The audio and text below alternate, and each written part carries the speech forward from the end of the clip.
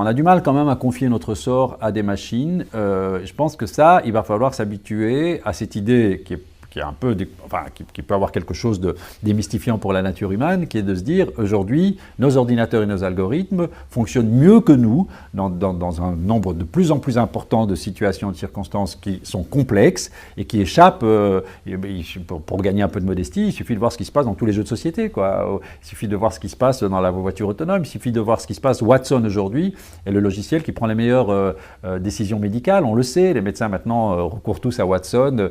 Donc nos logiciels sont de plus en plus impressionnants, acceptons ce fait, et plutôt que d'essayer de s'en débarrasser, apprenons à cohabiter avec eux, à utiliser leur puissance. Il y a plein de choses que nous faisons encore beaucoup mieux que les logiciels, mais sans doute de moins en moins conduire un avion, conduire une voiture, prendre un diagnostic, etc.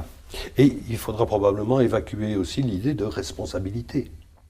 Oui, parce que ça va être impossible d'attribuer. Vous savez, il y a un débat pour l'instant au Parlement européen sur ça, sur la responsabilité du numérique, etc. Moi, je trouve que j'ai quand même l'impression que ça ne va pas être un débat facile à trancher, peut-être même un faux débat, parce que c'est très difficile d'imputer une responsabilité à une machine ou à un logiciel, d'autant que, bon, on est beaucoup à avoir travaillé sur la mise en place de ces logiciels, donc qui est vraiment responsable de ce que le logiciel a fait, d'autant que les statistiques, vous savez, quand on fait de l'apprentissage, si vous imaginez une voiture qui se plante et qu'en fait, elle a appris face à cette base de l'apprentissage qui était tous les conducteurs humains, ça veut dire que quelque part dans sa base d'apprentissage, il y a eu quelque chose qui n'a pas marché rond, mais qui est responsable de ça? Donc je pense qu'il va falloir en effet évacuer la responsabilité comme on la connaît, c'est-à-dire la responsabilité morale, la responsabilité humaine, et de plus en plus recourir à des principes assurantiels de dédommagement des victimes, des caisses d'assurance, voilà, c'est comme ça qu'on fonctionne de plus en plus en médecine aussi, hein. C'est très difficile parfois de responsabiliser un docteur, et les docteurs ont des assurances pour les protéger, mais les logiciels auront des assurances, ou les constructeurs de logiciels auront des assurances pour les protéger, des dégâts qui, bien sûr, adviendront. Il y a un autre risque que vous soulignez aussi, c'est ce que vous appelez Disney World, c'est-à-dire qu'effectivement, il y a une déresponsabilisation du citoyen et de l'usager aussi. Il y a une infantilisation.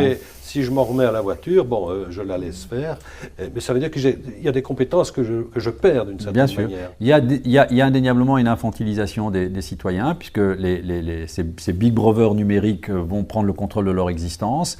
Et de fait, il y a bien sûr des conséquences qui ne sont pas forcément bonnes. La première, comme vous dites, c'est qu'il va y avoir une déresponsabilisation croissante. On va plus apprendre, enfin on va perdre, si vous voulez, ce muscle moral qui nous permet de trancher dans des situations où il faut vraiment se poser le problème, etc. Donc c'est sûr qu'il va y avoir tout un espace de nos vies qui ne prêtera plus à délibération morale.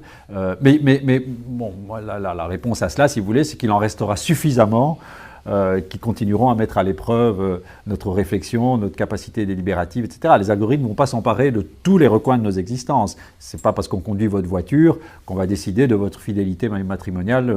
Voilà, ça, ce n'est pas un algorithme qui va en décider. Donc, votre capacité à la réflexion éthique, à mon avis, sera largement préservée. En vous lisant, je pensais à une sorte d'analogie qui existe déjà. On parlait des avions il y a quelques instants. Les avions modernes fonctionnent dans ce qu'on appelle une enveloppe de vol. Ouais. C'est-à-dire qu'il y a effectivement des ordinateurs qui surveillent tout un tas de paramètres et qui empêchent littéralement les pilotes de dépasser des limites, c'est-à-dire aller trop lentement ou trop vite, monter trop peu, etc. Bon, il y a tout un tas de paramètres qui sont contrôlés. À l'intérieur de cette enveloppe, ça reste la liberté. Exactement. Donc, et ça colle assez bien avec ce que vous définissez comme barrière logarithmique. Voilà, c'est exactement cela. C'est-à-dire qu'en fait, nos libertés vont être évidemment entravées, le monde va être verrouillé, si vous voulez, cadenassé. Alors, tas d'endroits où on ne peut plus aller. Alors, pour la bonne et simple raison que des algorithmes vont décider que si vous faites ça, vous menacez le bien commun ou l'intérêt collectif. C'est-à-dire que bien sûr, on va restreindre nos libertés individuelles, mais c'est ce que la loi est censée faire. Si vous réfléchissez à la raison de l'appareil judiciaire, l'appareil législatif, c'est de fait de restreindre nos libertés individuelles de manière à les aligner sur l'intérêt du collectif et le bien commun. Sauf que la loi fonctionne a posteriori, c'est-à-dire qu'elle vous autorise à faire le mal, à aller à l'encontre de certains et puis après on vous punit en espérant vous décourager de le faire une prochaine fois, etc. Les algorithmes, ils vont carrément vous empêcher de le faire, c'est-à-dire que comme vous dites, ils vont mettre des barrières qui seront totalement infranchissables. Bon, c'est un choix de société. Quand il y a urgence, évidemment c'est mon point de départ, quand il y a urgence, je me demande si ce n'est pas le type de société, même s'il y a des pertes de liberté évidentes, vous n'allez pas pouvoir conduire comme vous voulez, vous n'allez pas consommer comme vous voulez, mais quand le monde est à ce point mal en point et en face d'un mur, est-ce qu'il ne serait pas bon d'empêcher les passagers clandestins et les entraves? Est-ce qu'il ne serait pas bon de favoriser certaines entraves à la liberté? Mais je dis dans un intérêt collectif. Oui, cela dit, il y a aussi un autre danger, c'est évidemment la mainmise de personnes mal intentionnées sur tout ça. Je veux dire que c'est vrai qu'on peut peut-être empêcher un certain nombre de gens de faire des choses qui nuisent à la collectivité. On ne pourra pas empêcher tout le monde. Non, de fait. Et surtout d'autres informaticiens. Bien sûr. Il n'y aura d'ailleurs que les informaticiens pour contrer ce que d'autres informaticiens ont fait. Vous mettez le doigt sur une course-poursuite qui va exister entre deux groupes d'informaticiens, ce que j'ai tendance à appeler les bienveillants et les malveillants.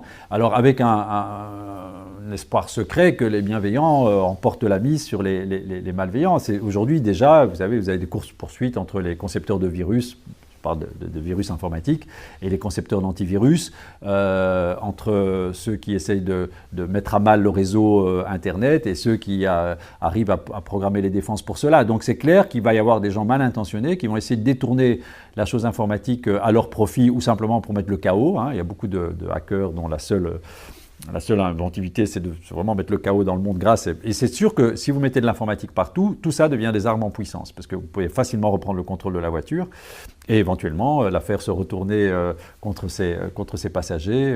Bon. C'est sûr que potentiellement, c'est tout à fait possible. Alors évidemment, on va mettre des barrières, des sauvegardes, il y a des programmes qui vont nous protéger de ça, mais à la fin, ça ne sera qu'une course-poursuite. Et l'histoire de l'informatique de ces 50 ou 60 dernières années me permet d'être assez optimiste. C'est-à-dire qu'en fait, on a déjà des systèmes extrêmement vulnérables, mais si vous regardez les catastrophes informatiques dont ces systèmes pourraient être responsables, vous vous rendez compte que finalement, il y en a beaucoup moins que potentiellement il y aurait pu avoir. Et donc, je pense que les concepteurs d'algorithmes, en général, ont plutôt des visées bienveillantes sur le monde que malveillantes. Mais il y en aura, bien sûr, il y en aura. Acceptons-en l'augure. Oui, soyons optimistes.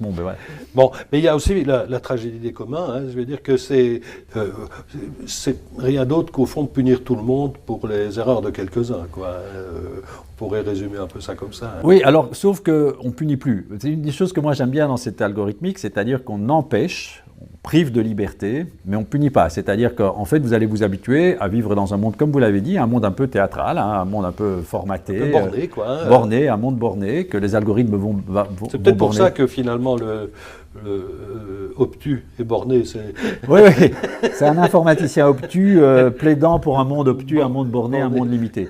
Donc, où du coup, la punition va avoir tendance à disparaître, puisque de fait, on ne va pas vous punir pour des actes, pour des méfaits que vous aurez commis, parce que on va empêcher la faute. On va empêcher la faute. Donc, les algorithmes devraient empêcher la faute. Donc, c'est vrai que c'est un changement radical de perception, parce que c'est pour ça que les juristes ont un peu du mal parce que un peu leur métier est remis en question, mais je trouve qu'ils ont encore énormément à faire pour justement programmer ces algorithmes et les faire agir. Mais c'est sûr que le monde va être formaté, borné, et vous avez raison. Si tout le monde tout ça pour empêcher ce qu'on appelle les passagers clandestins dans le cas de la tragédie des communs. Si tout le monde était... mais le problème, si vous voulez, de la tragédie des communs, c'est que ces passagers clandestins, il y a deux choses qu'ils font. La première, bien sûr, c'est qu'ils nuisent à la collectivité, et le deuxième, c'est qu'ils créent des vocations. Et que dans les pays, souvent, les gens ont envie de les imiter parce qu'on rend compte des bénéfices que ça procure de se comporter de cette sorte. Et donc, il y a des pays, clairement, qui sont vraiment à l'objet de tragédies de communs, et des pays qui résistent un peu mieux. Alors là, c'est des faits culturels. Pourquoi des pays se comportent mieux que d'autres? Pourquoi il y a de la corruption dans certains pays? Pourquoi? Mais on voit bien que les passagers clandestins peuvent faire du mal. Proposer le réchauffement climatique, une des raisons pour lesquelles on sait qu'on n'y arrive pas, c'est qu'il y a des lobbies, c'est qu'il y a des gens qui mettent leur intérêt devant le sort de la planète. Il y a beaucoup d'argent qui est en jeu, et on voit bien que ça fait quand même des COP qui se succèdent les unes après les autres, et on prend de plus en plus de retard. Et ça chauffe toujours, et on ne fait pas ce qu'il faut. Donc clairement, les algorithmes peuvent nous aider. Ça, c'est sûr que les algorithmes peuvent nous aider à baisser on veut baisser les émanations de CO2 de 90% dans les 10 ans qui viennent. Je pense qu'on a tous les moyens technologiques pour le faire. Et c'est incroyable, c'est une espèce de suicide collectif. Alors je ne dis pas que l'algorithmique est la solution royale, la solution miracle, mais c'est sûr qu'elle contribuera à la solution.